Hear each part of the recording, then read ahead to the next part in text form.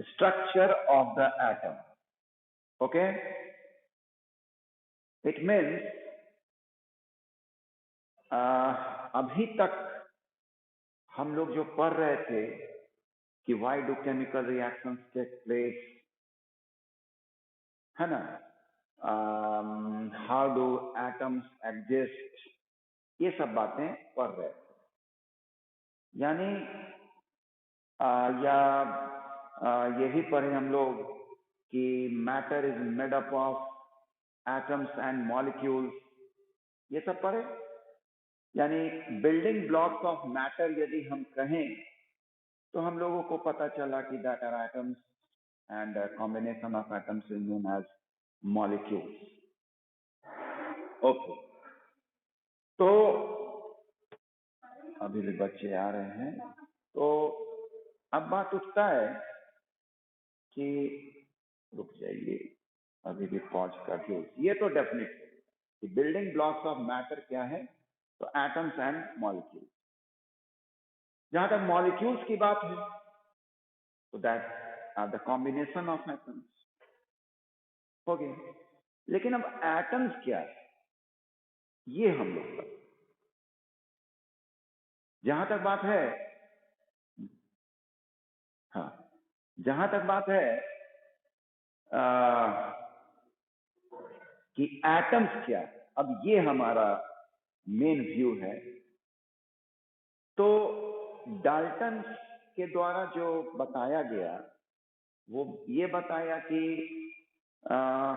Every particle consist of atom, okay, matter consist of atoms, और उन्होंने कहा कि एटम्स आर इंडिविजिबल। ठीक है, ये उन्होंने कहा कि एटम्स आर इंडिविजिबल। साथ में उन्होंने ये भी बताया कि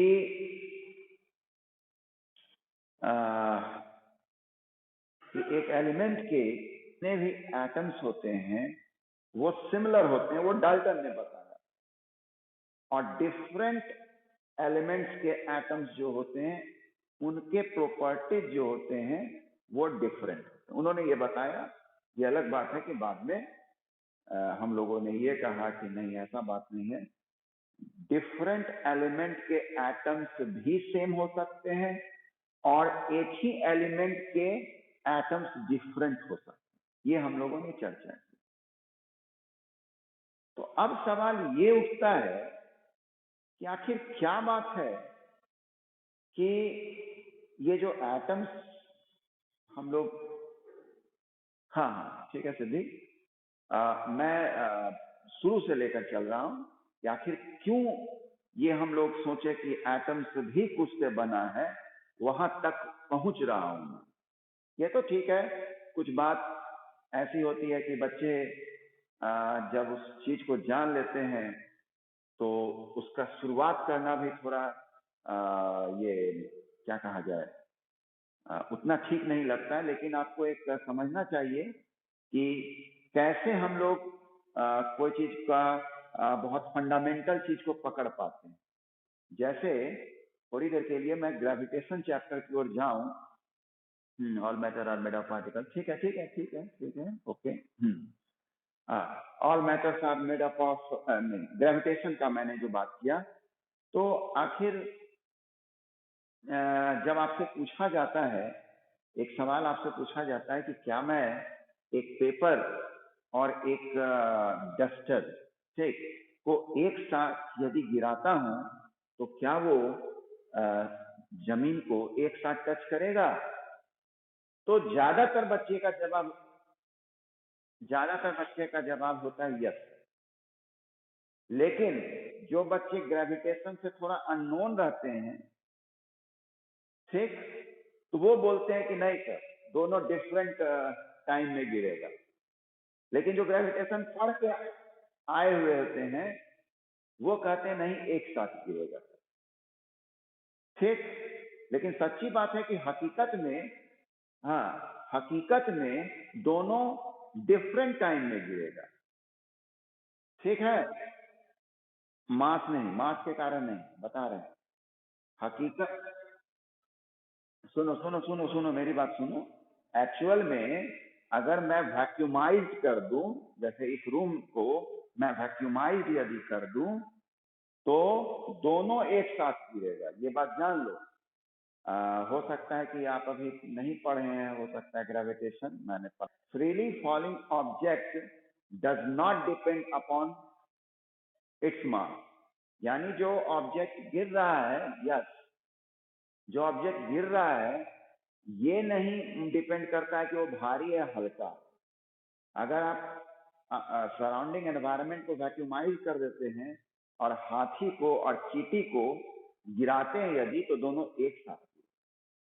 लेकिन ऐसा नहीं होगा हकीकत में, इसलिए क्योंकि दोनों का सरफेस एरिया अलग अलग होगा, हाथी का और चींटी का। तो जो बीच में हवा वगैरह है, जिसका सरफेस एरिया ज्यादा होगा, उसको ज्यादा रेजिस्ट करेगा। समझ गए?